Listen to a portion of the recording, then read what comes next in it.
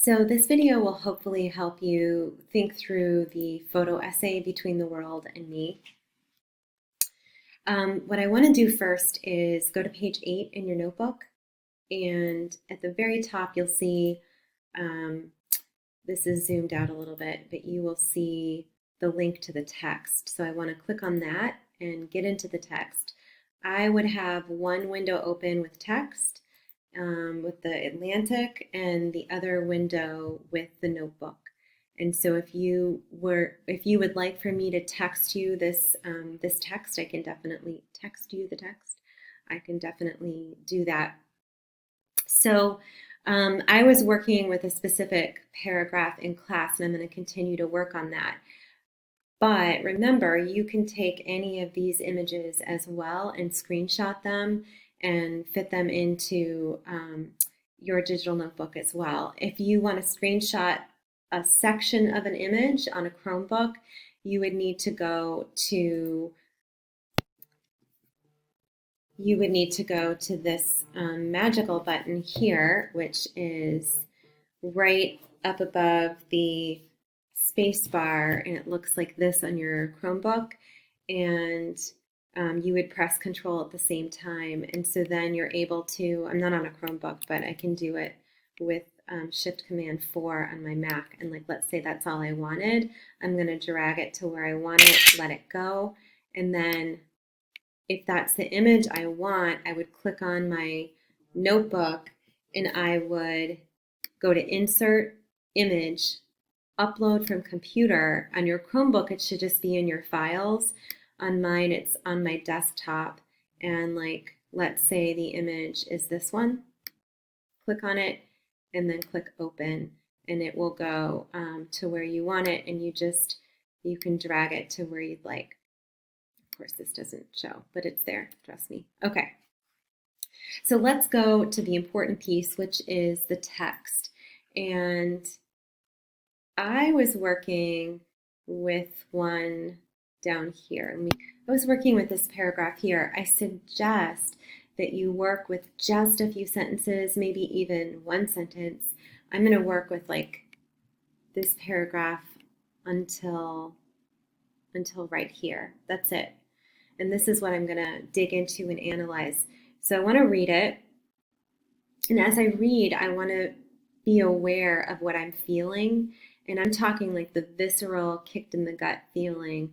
What do you feel? And then we'll take it from there. So some things were clear to me. The violence that undergirded the country so flagrantly on display during Black History Month, and the intimate violence of the streets were not unrelated, and this violence was not magical, but was of a piece and by design. But what exactly was the design and why? I must know. I must get out. But into what? Okay.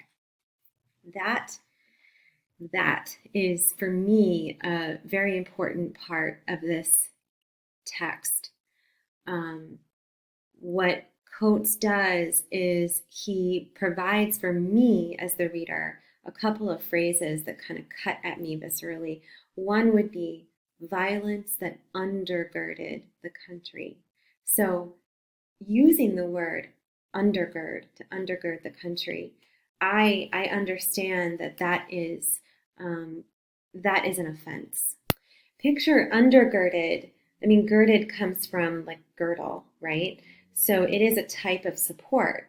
And an undergird is a support that like rests underneath something. But the way he uses it is that violence becomes the support that fastens together something that is as large and chaotic and or united, right? The United States of America.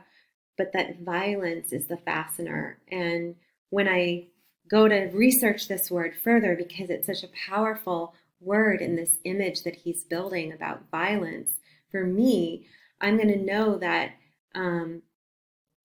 it's more than that. It secures and fastens from the underside, but this is an image that's too raw and powerful, especially by a rope or chain that is passed underneath. So think of that violence as supporting a structure as large as the United States of America, but is also it's like a chainsaw. It's a saw that's also like fiercely supporting and possibly hurting as well. And that to me is like I could just go with that phrase right there. But I'm going to continue.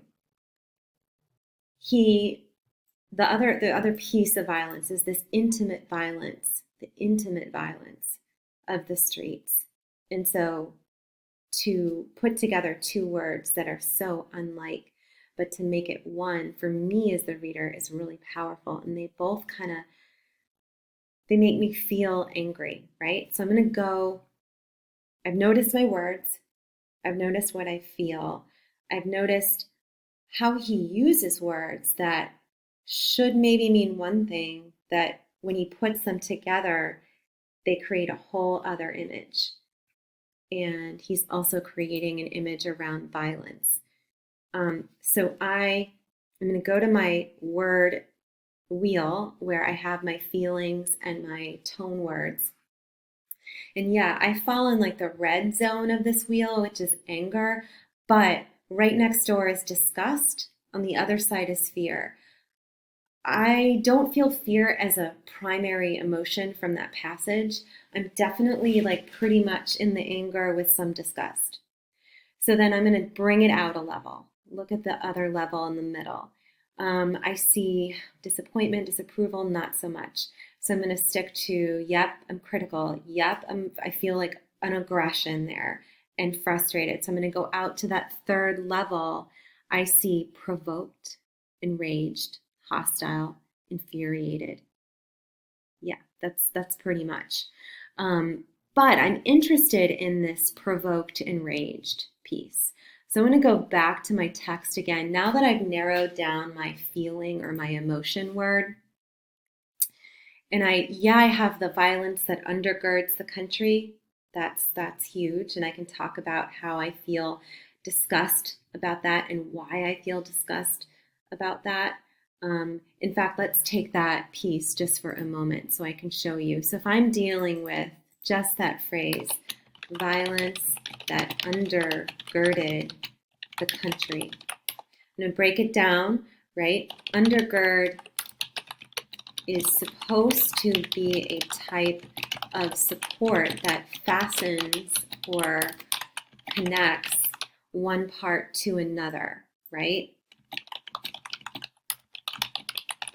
Underneath a structure or something. But Coates is using the word undergird to insinuate, I don't even know if that's the right word, that's just coming to me, to insinuate a deeper and more evil. I don't know if that's the word either, but I'm going to go with it. That's what I'm thinking. Evil connection between a support that lies beneath a structure or system that is perhaps not talked about openly, but yet known by everyone. And so I'm hinting, like, I'm getting from him that there's this system that it undergirds the country, but if violence is the thing that connects us, that fastens the country together, and if that undergird is also similar to like a chain or rope, then that can hurt. It can support and fasten something together and hurt at the same time. But he's also insinuating the structure and systems of race. And so I'm bringing it to that level as well. That's off the top of my head, so that's not molded yet. But I just wanted to share with you kind of what's going through my mind. And then if I go back, he continues with like intimate violence. And so I'm going to talk about like that image for me is visceral and kind of kicks me in the gut as well, because I'm going to say something about how I don't really we don't see those two words together. What do they insinuate? What do they kind of get at? I'm going to ask myself that because I don't know. I have to kind of dig around with that. What does that tell us? What kind, how am I provoked when I hear those words? What does that remind me of? So I'm going to ask those questions of myself, right? So question yourself. That is a strategy when you're writing. Asking those, once you pick your mood or feeling word, why are you that way? Why is he that way? How does Coates use language to provoke the reader? Let me write that down. How does Coates use language to provoke the reader? In my case, that is how I feel, or to make you feel the way you feel. Put that. And then the other piece I would notice about this chunk that I chose is that he asks a lot of questions, and he asks like 3 questions, and in the middle he's like, I must know, I must get out, but into what? And so I feel like he is provoked. He is by the same image that provokes me, because he's using those questions, and I'm noticing that the writer uses questions and repeated questions. And so he's questioning himself, and he doesn't seem like he really knows. Like, I have to get out, but into what? So I'm just saying he asks three questions in a row. Let's get specific.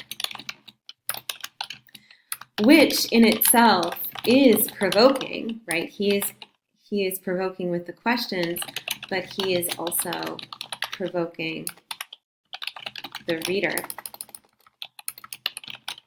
with these questions. Okay. So that's the part that's the analysis, and I would start there. That's the piece where you want to build this photo essay from. Now all you have to do is add a photo in and add an image and say how that image connects to what you're talking about. So I did not choose to take an image from the actual article. I could have. These are really powerful images, like deeply disturbing and powerful images. Definitely you can screenshot part or all of an image, but I'm going to go to my own picture that I took today.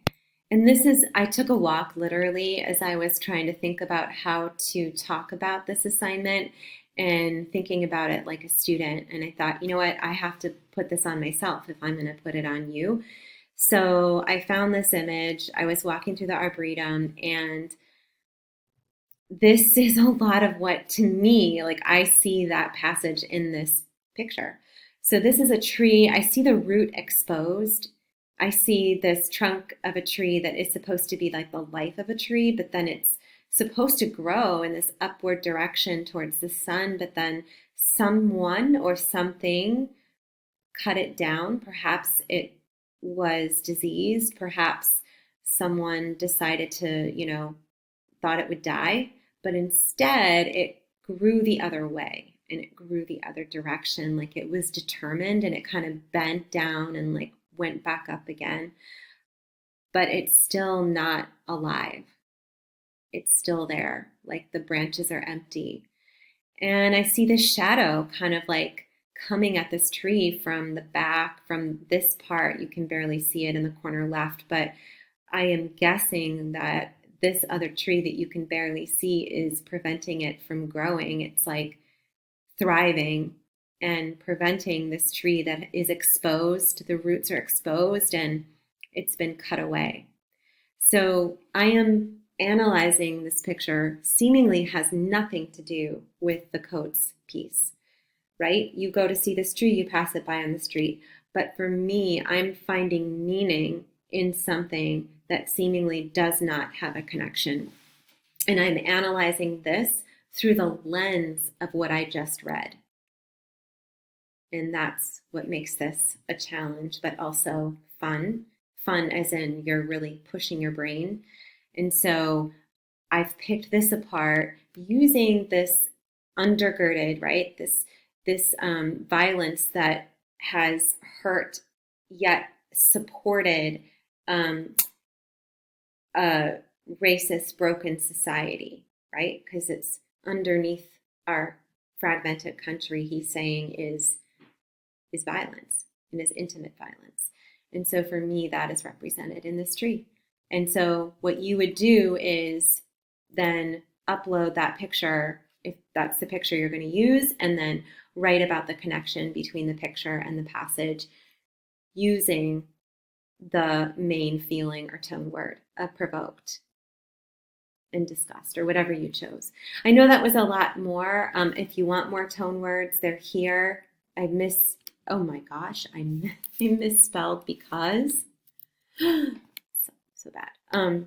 All right, I could talk forever about this. I won't. Please message me. I'd like you to just try, even if you get one half, like some of you will want to go with the picture first, totally fine. Go with the picture first. Go with the mood first. It doesn't matter, just as long as you get there in the end, okay? Reach out to me if you have questions.